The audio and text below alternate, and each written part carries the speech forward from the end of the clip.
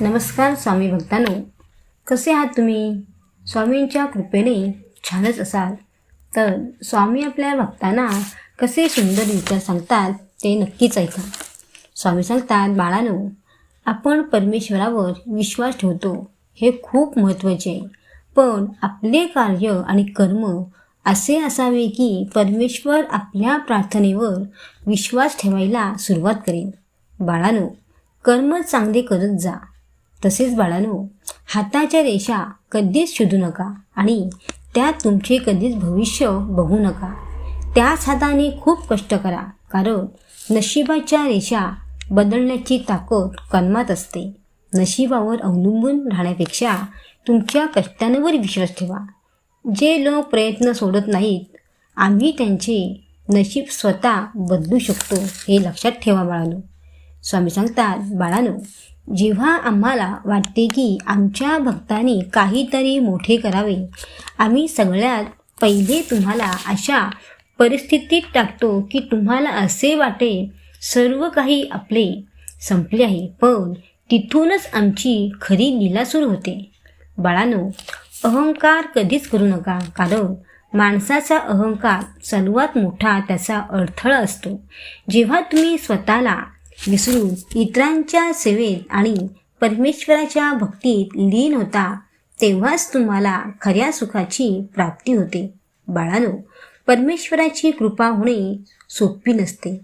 बाळांनो, ईश्वराचे दर्शन झाले की कर्माचा नाश होतो, पण त्यासाठी परमेश्वराची सेवा पण करावी लागते.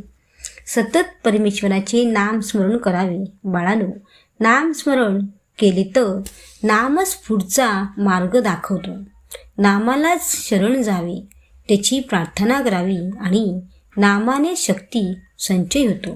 नामाने सर्व पापे नष्ट होतात. स्वामी सांगतात, बाळांनो, विचार करू नका, कामात मन रमवा. काम करून थकलेले चांगले.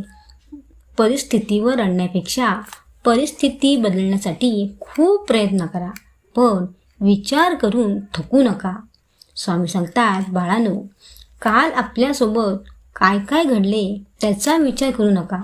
याचा विचार करण्यापेक्षा उद्या आपल्याला काय घडवायचे आहे याचा विचार करा. रिकामा वेळ अजिबात वाया घालवू नका. बाळांनो, आपल्याला जे पाहिजे ते त्याच्याजवळ मागावे. मागितलेली वस्तू परमेश्वर देईल किंवा नाही देईल, पण परमेश्वराला सोडू नये. उशीर लागेल, पण नक्कीच तुम्हाला ती वस्तू देवच देणार. जर ती वस्तू परमेश्वराने नाही दिली तर ती देणे आपल्या हिताचे नव्हते असे आपण मनापासून मानावे.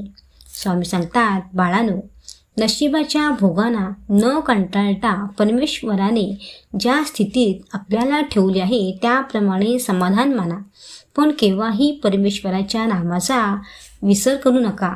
बाळांनो, नामाचे सामर्थ्य फार मोठे आहे. वाया गेलेल्या माणसांना नाम तारते. नाम हा सर्व प्रार्थनेचा सेवेचा राजा आहे. परमेश्वराची कृपा व्हायला वेळ लागत नाही, पण ज्या माणसांवर परमेश्वराची कृपा होते त्याच्या मुखात नाम येते हे लक्षात ठेवा बाळांनो.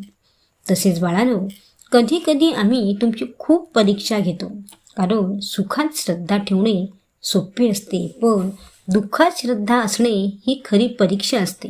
संकटे आले की माणूस लवकर खचतो, पण संयमाने उभा राहतो. त्यालाच आम्ही पुढच्या मार्गावर नेतो. आम्ही तुमचा विश्वास बघतो. बाळांनो, तुम्ही आमच्यावरचा विश्वास टिकून ठेवा. तर स्वामी भक्तांनो, कसे वाटले ऐकून?